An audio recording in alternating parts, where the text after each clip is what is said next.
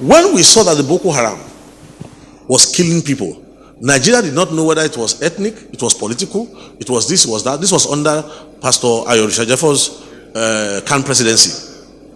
The first thing we did was that we got across to US Congress and invited them for a congressional visit.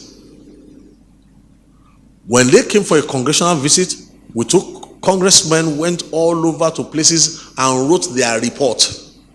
Okay? When they wrote their report, they took it back to Washington. Deliberation started in Washington, went on for months.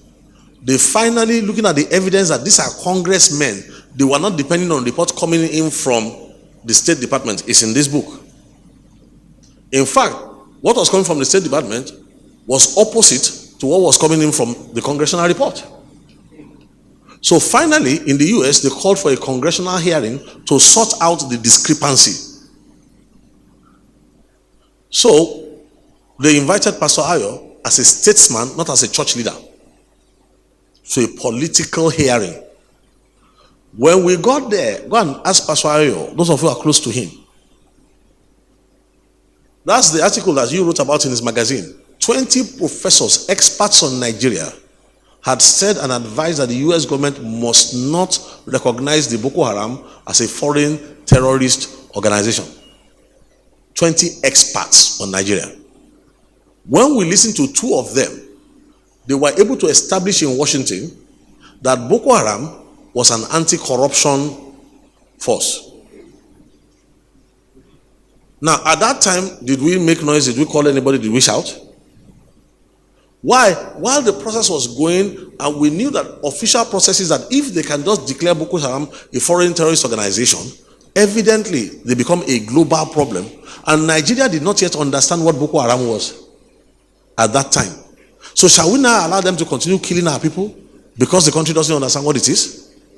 Look, Pastor Ayo made a speech there just 5 minutes, challenging the American government. Later on, let me tell you point blank now, at that same time, the serving president of Nigeria did not respect the president of CAN at that time. Hillary Clinton flew to Nigeria, the Secretary of State for America, when she saw the lobby in Washington to put the FTO on the Boko Haram, flew to Nigeria, flew to the Nigerian president to write a letter to say that he doesn't support the FTO on Boko Haram. So, the deception at that time was so great that even the Nigerian president said, no, we don't want FTO. Do you know how many church leaders I know personally whose name I can never mention? Never thought that there should be FTO on Boko Haram because they thought it would mean that they will scrutinize this, they will that and that and that.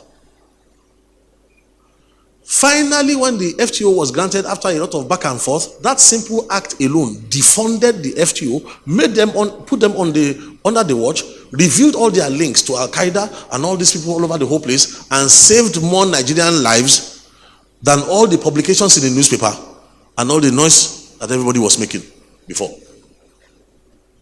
So my question is this: do we continue to react fire brigade, spontaneous, looking for the future in the past, or do we strategize, understand what the problem is, help the nation to understand what it is? Look, let me tell you something. Many people supported Boko Haram before, who today distance themselves.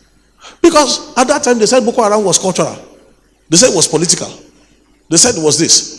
The President Olusegun Obasanjo himself, under his watch, I know how Boko Haram expanded, and I know how he thought he had handled it. I was special advisor. I was working with Archbishop Akinladen, who was a camp president. But there's a time when the person is persuaded he knows what he's saying. That no matter how much proof you try to show them and concatenate and try to say, look, this thing is global. It's just coming with a local face. When he was president of this country at that time, they were already operating, we were already on the war. When Khan wanted to challenge the Sharia inclusion, was it not the president that said Khan should not challenge it? Now, after many years of now learning more, the president now comes back and shouts, Fulanization, Islamization. No, that boss left a long time ago. To treat it like that now is to sign our death sentence. Yes, troops are massing. Information says that there are troops massing, hopefully to come to Nigeria. But let me tell you something. Just like an FTO declaration in Washington could de-escalate tensions in Nigeria, so also a proper step can stop troops from crossing into Nigeria. So there's still always a wisdom better than weapons of war.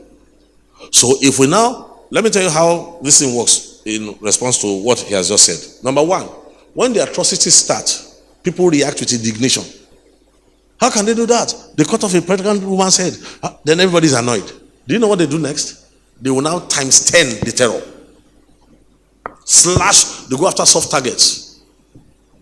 Young nursing mothers, girls' school, this and that.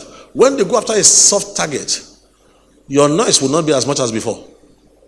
Something inside you will now realize that, this thing is going to be around for a while. Do you know what you start doing without knowing? Your response is to now start accommodating it. But you won't know that it is the instrument of fear that is working against you. You have accommodated it. When you now accommodate it, they start hitting you and now making demands at the next stage. What are the kind of demands? If somebody comes to your house and says, please borrow me your wife, and he has not done any terror, what will you respond? But watch this. Somebody comes to your house, shoots the first person, pow! Looks at the next person. Puts the gun to his skull, blasts his brain. The brain is all over the wall. Then he looks at you. Where's your wife? Borrow me your wife. Please, how will you react? Huh? Gladly. Please, let me tell you something. The demand for cattle, whatever, this is not the first time. Is older than 15 years, 20 years. They've been asking intermittently. We've been involved many times in fact, sometimes it's either the Baptists or sometimes the Anglicans who quickly respond quickly. When the bill comes, it's in the house, nobody even knows that it's there yet. Sometimes I think it was the Methodists or so who moved quickly. At one time it was the Catholics. That time many of the Pentecostals were fast asleep. So, what am I trying to point out? If you fixate only on the military arm, what of the infiltration of the judiciary? What about the other heads that have already been implanted? Is it not better for us to put pressure on the president of Nigeria and make sure that the strategy involves us cleansing all moles out of our system? Do you know the weakness of this Hydra? It is designed for a handful of people to take over a nation with teeming populations. How can 200 million people be quaking with fear right now? What is the total population of Fulani in Nigeria? It's about 7 marks. How does and out of those 7 million, there are at least 4 million who are not interested in any of this terrorism. Don't ask me. I was in Southern Kaduna when they were oppressing Southern Kaduna. At that time, when they blocked and didn't allow help to get to them, we smuggled people out of the place to break the news out. And I recall very well that by the time the news broke, then things started happening because the moles, sometimes this thing may not even get to the presidency before the moles block it. Sometimes, I don't just want to say anything. Even reports that go to Senate, under Christian Senate presidents, get blocked. When Yusuf of Yusufia was first arrested in Maiduguri, let's go and look for the names of the people who signed his first release and see whether we will not see Christians among those who advocated for him to be released. The poor Christians, they didn't understand the problem. Or will they have signed for his release if they knew what he stood for? Thank you.